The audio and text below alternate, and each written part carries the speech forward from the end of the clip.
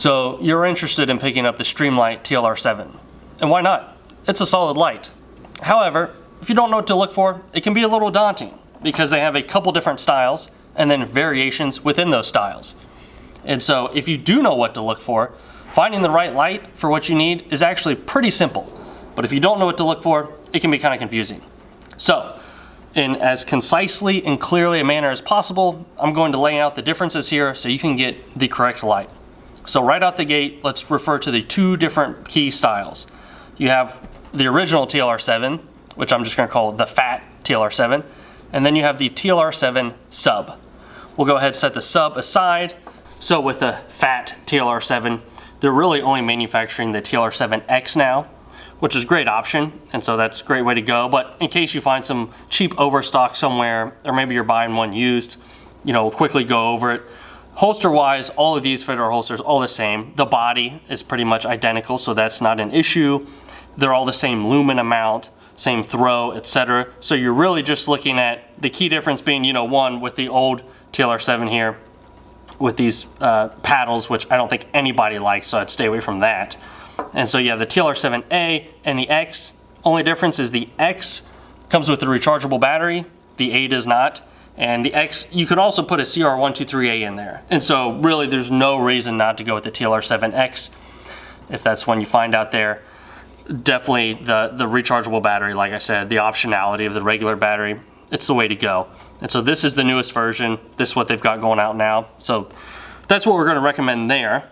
Now if you're picking up the TLR7 Sub, there's a little bit more you have to pay attention to because the entire metal mechanism at the top here that locks onto the rail, these are different on the different lights. So it's not like on the fat TLR7, it's just a matter of putting a different plastic insert. That's not the option here. And as far as I know on Streamlight, I don't see an option to buy just the particular rail slot pieces. And so before buying a TLR7 Sub, you're going to need to know exactly which gun you're putting it on because they're not interchangeable in the same way the fat TLR7 is. So let's start here. Just quick example with a Glock. This is the 48. See how nicely right on there, right? So you're still flush at the front, more comfortable to carry. And then the paddles extending back here, easy to reach. So it fits great here on this, like the Glock version on the Glock 48. So you may think, oh, I can surely fit the Sub Glock on the 19, right? Actually, no, for two reasons. One, there is a little bit of a difference in the rail slot, and so it won't actually seat on there. But even if you decided to make a little modification so it would fit, it's still not gonna work well because it would sit all the way out here. And so it's extending past the end of the barrel. That's not comfortable. And then, these paddles here are not reaching far back into the trigger guard, so it's gonna be hard to reach. And so really, the Glock Sub here is not going to fit the larger Glocks, it's just going to fit the smaller ones. Now, if you're interested in a TLR7 Sub option for your SIG, you really need to pay attention because it's kind of confusing, okay? So they do have a TLR7 Sub SIG version designed for the P365 and the 365 XL. It fits both of those great. So naturally you might think, oh, the P365 XMacro, it's still in the same series of gun, so surely that would work, right?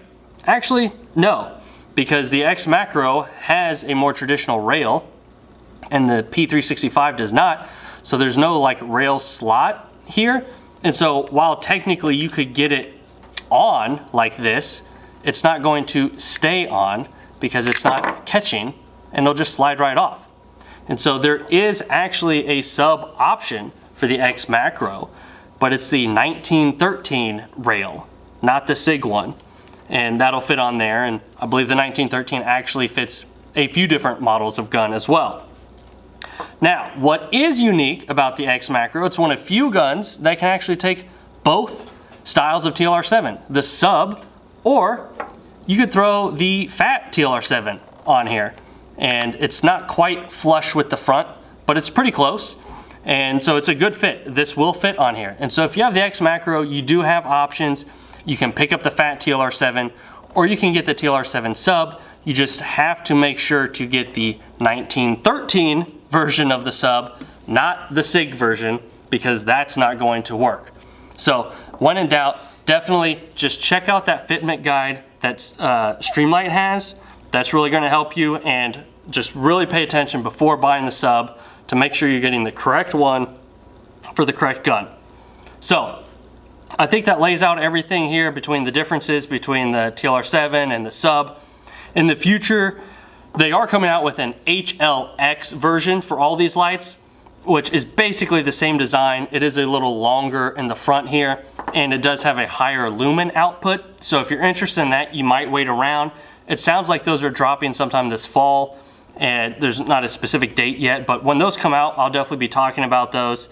And due to those being a larger light, it's probably going to require a different holster mold altogether, but we'll definitely be working on those. And then I'm going to try to do a video as well that breaks down the differences between the TLR7 and the TLR1. The TLR1 being a larger light, higher lumen output light, but there are some kind of key differences there between those two, and so we'll go over that in the future. If you have questions on any of these, you're curious to see how specifically they fit, just shoot us a message. If I've got the gun here, I'll grab it, I'll throw the TLR7 on it, and I can take a picture, send it to you so you can get a feel for what it's actually going to look like. So if you have any questions, please don't hesitate to reach out.